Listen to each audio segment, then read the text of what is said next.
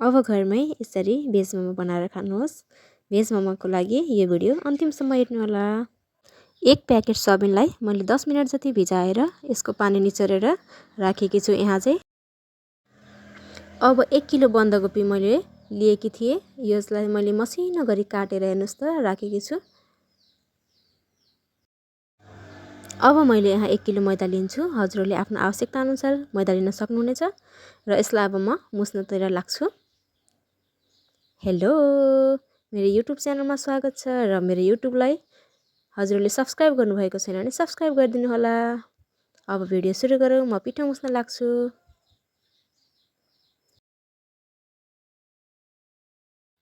यो पिठो चाहिँ एकदमै नरम हुने गरी हामीले मुस्नुपर्छ। हेर्नुहोस् त, यो पिठो नरम यस्तो हामीले छाम्दा पनि नरम छ। र अब यसलाई चाहिँ हामीले तेल लाएर माडौँ एकछिन, किनकि यो बेल्दाखेरि पनि चिप्किँदैन। त्यसैले अब यसलाई हामीले पुरै तेल लाएर माड्दैछौँ। तेल लाएर एकदमै मजाले माड्नु होला हजुरहरूले पनि। र अब चाहिँ मैले डल्ला बनाउनुतिर लागेँ। यो पिठोको हामीले साना साना हुने गरी हिसाबले डल्ला बनाउनु पर्छ। हेर्नुहोस् त, यतिको डल्ला भयो भने एकदमै ठिक हुनेछ। हजुरहरूलाई अब कतिको ठुलो मोमो खान मन लाग्छ त्यही अनुसार डल्ला बनाउन सक्नुहुनेछ। मैले चाहिँ डल्ला रेडी पारिसकेँ। अब फेरि म तेल लाउँछु। यसरी तेल लाइरहँदाखेरि चाहिँ के हुन्छ भने हामीले बेल्दाखेरि चाहिँ त्यो बेल्ना चौकामा चाहिँ त्यो पिठो चाहिँ चप्किँदैन, राम्रोसँग बेल्न सकिन्छ भनेर चाहिँ मैले यसरी तेल लगाएको हो है। अब चाहिँ मैले सबैतिर छुट्याउँदैछु ताकि यो एकअर्कामा चप्किँदैन र बेल्न पनि सजिलो होस् भनेर।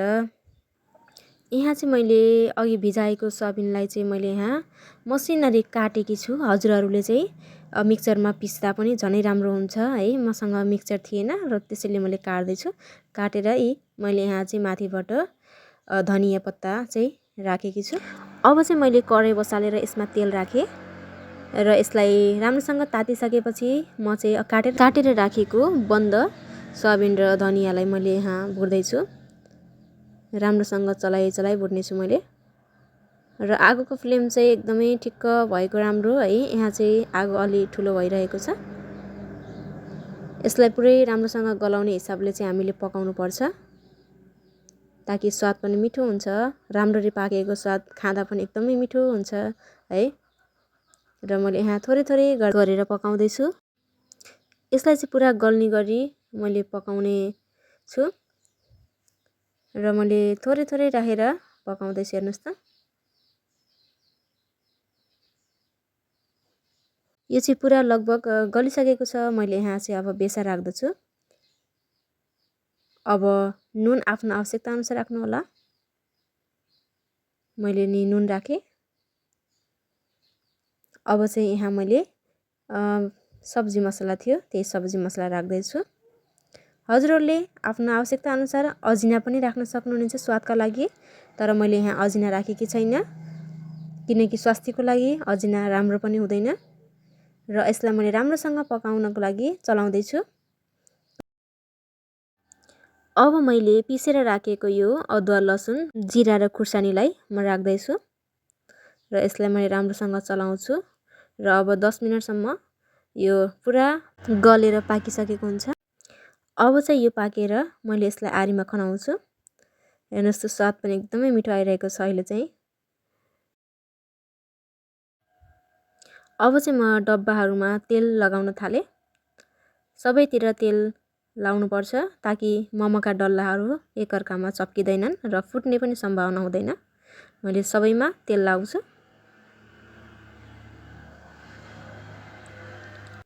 अब चाहिँ मैले पानी तताउनको लागि राखेकी छु यहाँ। र अब मोमो बनाउन सुरु गरौँ। म यहाँ बेल्दै बेल्दै प्रत्येक राख्नेछु र अब एकैचोटि बनाउने छु। त्यही भएर मैले एउटा एउटा गर्दै यहाँ बेल्दै राखेकी छु।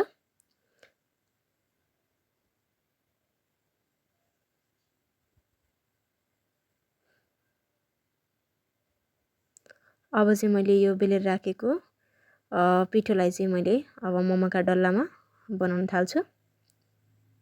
यदि हजुरहरूलाई यसरी डल्ला बनाउन आउँदैन भने यो भिडियो राम्रोसँग हेर्नु होला। सजिलो छ यसरी मुजा पार्न है। यही हो मैले जानेको चाहिँ मोमो भनेको यही हो। अर्को लाम्चो मोमो पनि आउँछ है, तर चाहिँ मैले यहाँ गोलो मोमो मात्रै देखाएँ।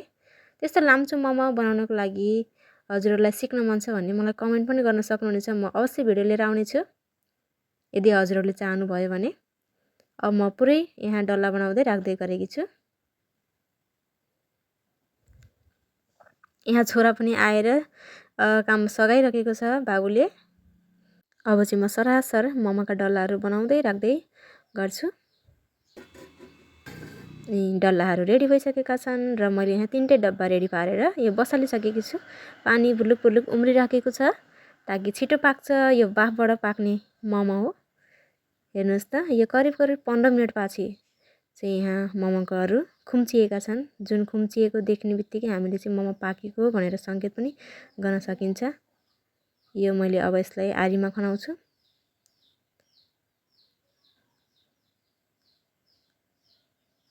यो चाहिँ बाफले गर्दा एकछिन त्यत्तिकै खनाउँदा आफै झर्नेछन्। यसरी मोमोहरू पुरै पाकिसकेको छ। हजुरहरू कसलाई मोमो मनपर्छ? मलाई चाहिँ असाध्यै मनपर्छ। यहाँ चाहिँ मैले भट्टको चटनी बनाएर राखिसकेको थिएँ। यी मोमोहरू पुरै पाके। अब चाहिँ हामी खानातिर लाग्नेछौँ। यो भिडियो अन्तिमतिर आइसक्नु भएको छ हजुरहरू। यहाँ चाहिँ मम्मी र मेरो छोरोले मोमो खाना सुरु गरिसक्नु भएको छ। अब चाहिँ म पनि खानातिर लाग्नेछु। भिडियो हजुरहरूलाई कस्तो लाग्यो लाइक सेयर र कमेन्ट गर्न र मेरो युट्युब च्यानललाई सब्स्क्राइब गर्न नभुल्नुहोला। यस्तै भिडियोहरू हजुरहरूलाई चाहिएको छ भने अवश्य पनि मलाई फलो गर्नुहोला।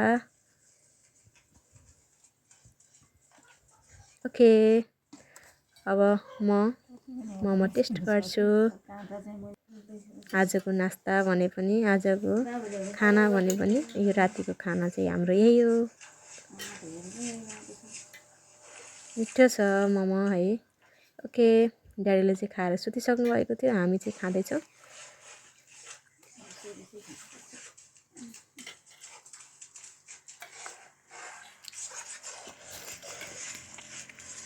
यहाँ छोरोले पनि एकदमै मिठो गरी खाइराखेको छ। हेर्नुहोस् त कस्तो खामखाम गरेर खाइराखेको। उसलाई पनि एकदमै भोक लागेछ।